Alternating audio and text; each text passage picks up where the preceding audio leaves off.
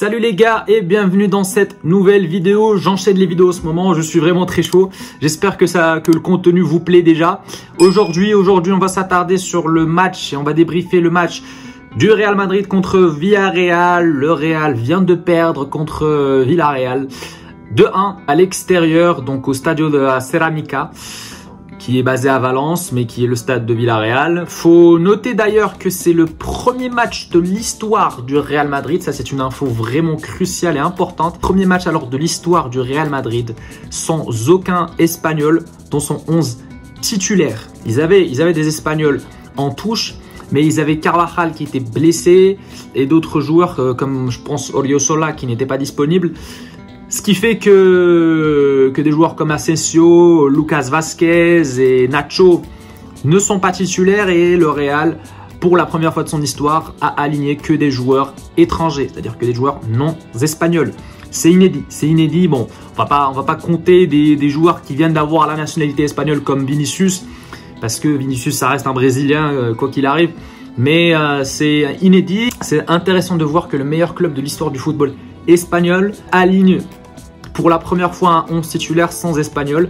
C'est plutôt inquiétant et pas tant que ça, parce qu'on sait très bien que le Real, ça fait un moment que c'est un club qui est international, donc que ce soit de la part des joueurs qui jouent, mais également du public. J'ai eu la chance d'aller voir un match du Real au Bernabéu. Croyez-moi, l'ambiance n'était pas si folle que ça, parce qu'il y a de tout dans le public. C'est un public international, c'est pas vraiment des publics locaux comme lorsque vous allez voir un match de Première Ligue peut-être ou d'autres clubs espagnols. Pour revenir sur les faits importants du match, Villarreal, je pense que la clé de son succès aujourd'hui face au Real, c'est le contrôle du match du début jusqu'à la fin. Pendant 90 minutes, Villarreal a suffoqué, j'ai envie de dire, le Real, ne lui a pas donné l'occasion d'avoir beaucoup le contrôle du ballon. Et en première période, ils ont raté beaucoup d'occasions Villarreal. Il y a eu une certaine manque d'efficacité et de concrétisation de toutes les occasions qui se sont procurées. Et il y avait un Real Madrid assez brouillon, j'ai trouvé aujourd'hui.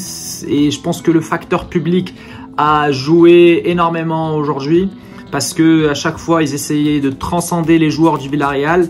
Il faut noter également que le Stadio de Cerámica, qui depuis sa rénovation, accueille beaucoup plus de public. Donc je pense que ça a eu un rôle aujourd'hui, vu que le stade était plein à craquer. Et puis en deuxième période, Yeremy Pino, le jeune Yeremy Pino, récompense enfin les efforts acharnés de Villarreal depuis le début du match en marquant un but assez bizarre, hein. Mais bon, le but est rentré finalement. Et juste après, le Real reçoit un penalty alors que bon, jusqu'à maintenant, il n'avait rien produit sur le jeu. Les occasions qui s'étaient procurées, ce n'étaient pas des occasions très dangereuses sur le gardien Pepe Reina. Donc voilà, on a vu des joueurs absents, on a vu des joueurs qui sont pas rassurants.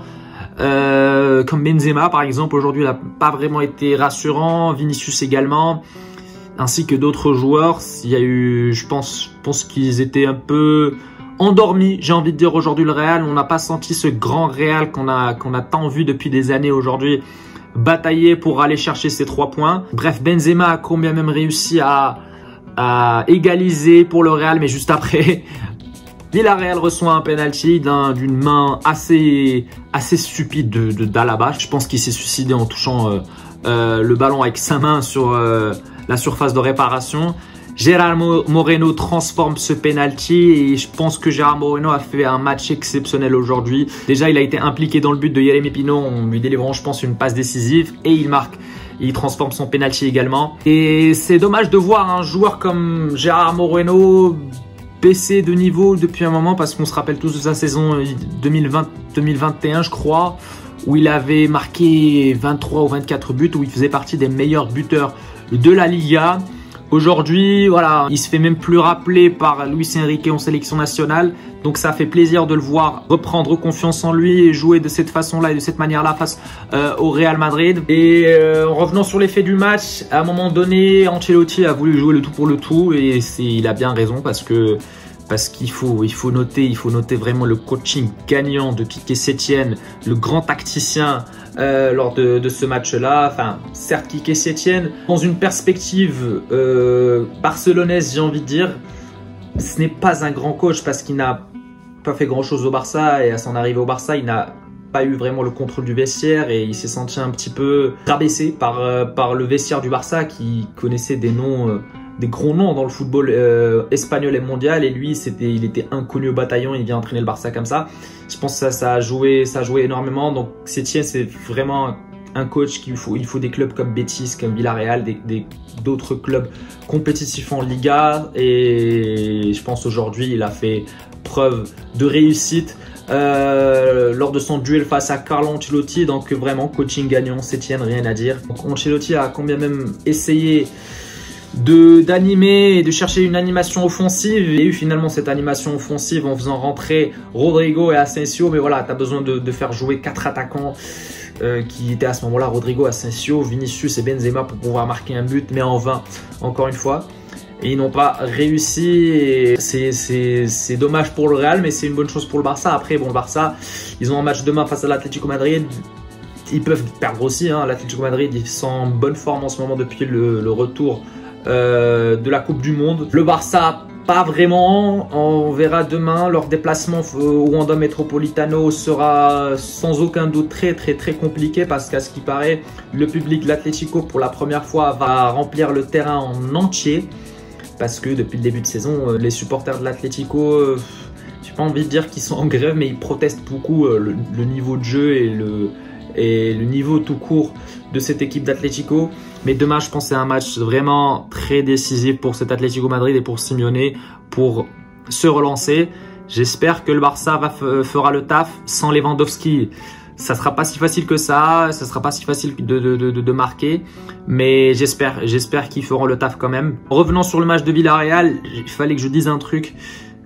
Quel match nous a fait Raúl Albiol et Pepe Reina. Ces deux vétérans qui ont joué comme s'ils avaient 20 ans. Alors pour info, Raúl Albiol, ancien joueur du Real, ancien défenseur du Real, a 37 ans aujourd'hui. Pepe Reina a 40 ans. Et ils nous ont sorti une masterclass aujourd'hui face au Real Madrid. Franchement, chapeau pour ces deux joueurs-là, pour ces deux joueurs espagnols qui assurent toujours dans cette Liga espagnol. Bravo au Villarreal, bravo. Franchement, ils ont vraiment réussi un très gros coup en battant le Real. Et là, voilà, comme j'ai pu le dire, le Barça doit gagner demain pour rester seul leader dans cette Liga espagnole. Donc la question que j'ai pour vous les gars, est-ce que le Real Madrid va encore une fois réussir à sortir une excellente saison? Donc qui dit excellente saison pour le Real, c'est Liga, Ligue des Champions en tout cas. En voyant cette défaite, est-ce qu'on doit s'inquiéter? Donc dites-moi ce que vous en pensez en commentaire. Comme ça fera un petit débat les gars. En tout cas, c'était tout les gars pour cette vidéo. J'espère qu'elle vous aura plu. N'hésitez pas à vous abonner, à activer la cloche comme d'habitude, à liker, à commenter pour le référencement et à partager en masse. Et nous, on se retrouvera lors d'une prochaine vidéo. Ciao!